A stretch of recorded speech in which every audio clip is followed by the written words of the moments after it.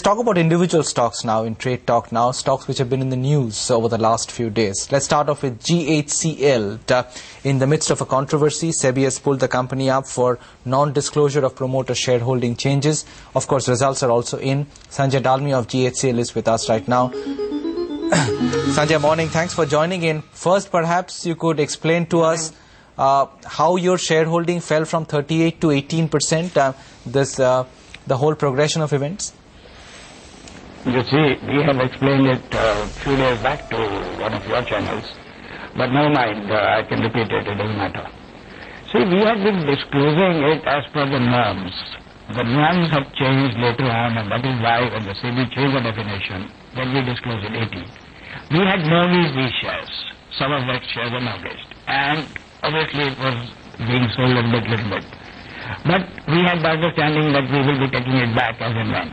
So that is how, we have a legal opinion, and that is how we showed it, that it is going to be ours in any case today, tomorrow. But in any case, when the things change in December, Jan, then we gave the position which is 18 point something.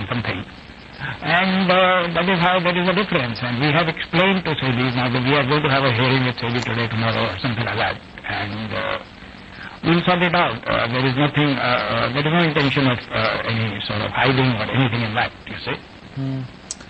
So you say that you pledged those shares to financiers who sold down the stake. I don't understand how you were saying that you would get it back. Those shares have been sold in the open market, right?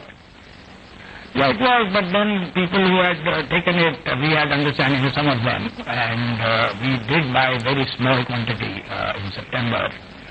But all I'm trying to say is that there was an understanding, and in any case, as soon as this thing is sorted out, we have intention of sort of, making our holding, which is a comfortable holding. Sanjay, morning. So at this point, how much of the promoter stake remains pledged, and with whom? Now, nothing is pledged now, barring 1% or so. We have got 18 point something. So now everything is clean. Just walk us through, Sanjay, who encompasses Carissa Investments and what exactly happened with the stake over there and how it went from 10% to 1%? Same thing. I'm saying the same thing, that it was a couple of companies which had pleasure shares and then it was sold over a period.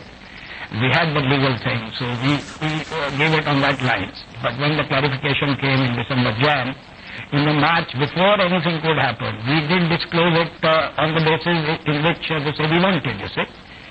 So all I'm trying to say is there is no question of any hiding in it. Whatever is the fact, we did place it without any hiding in it, or very transparent, you might like to say it. Are you confident of holding on to the control of this company, Sanjay, with 18% stakes, particularly since there's another party, Pramod Jain, etc., who seem to be rivaling you for the control of this company? Well, I don't know who's rivaling me.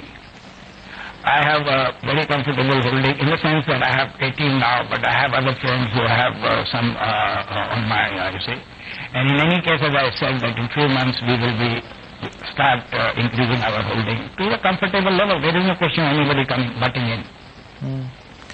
Do you have a comfortable cash position? I mean, since 20% of your stake was pledged and subsequently sold off in the market, that is typically the sign of a company which does not have a great cash position. So where is the question of buying back equity? Excuse me. We are not buying from the company. We are not buying back from the company. We are not making it a situation where company starts buying its own stock. We are not saying that. Promoters will be buying it. The same promoters who let 20% of their holding be sold in the market because they could not pay financiers? No, it's not like that. There are issues, there are times when something can happen. But now promoters are sort of working out on the finances. They're going to buy it. The company has nothing to do with it. The company is not going to buy it back. And in any case, GHCL financial position is very sound. We have made good profit the last quarter.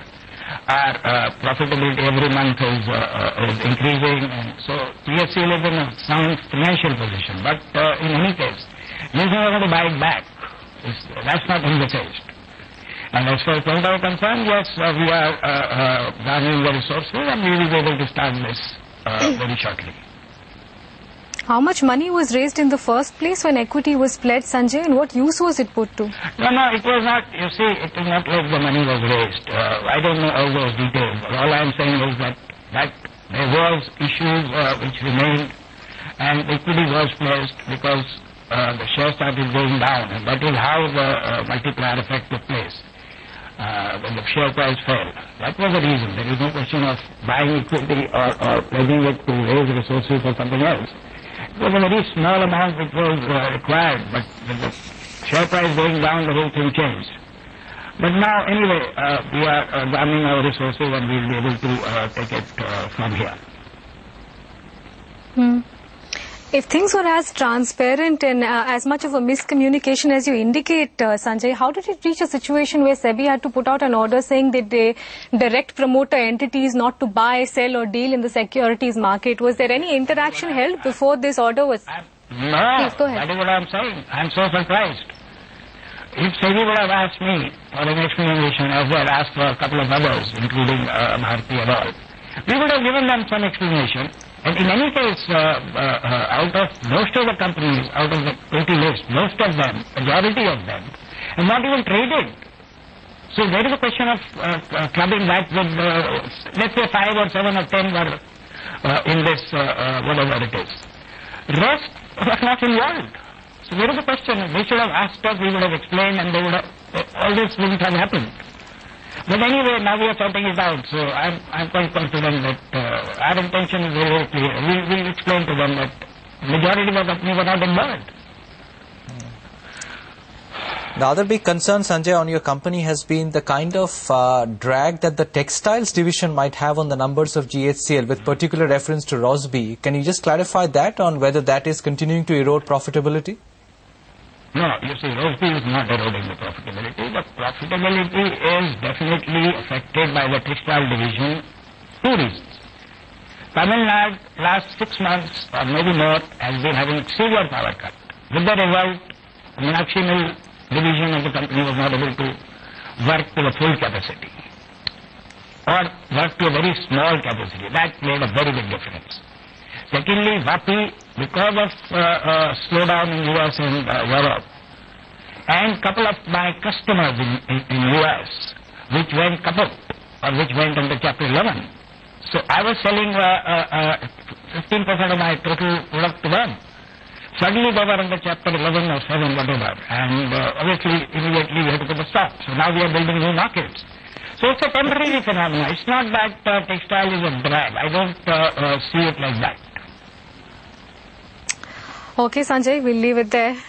We will touch base with you again once there is any development with SEBI. That's GHCL. The stock is holding out today. It had a very, very rough last week, though, past 10 days actually. Here's another stock that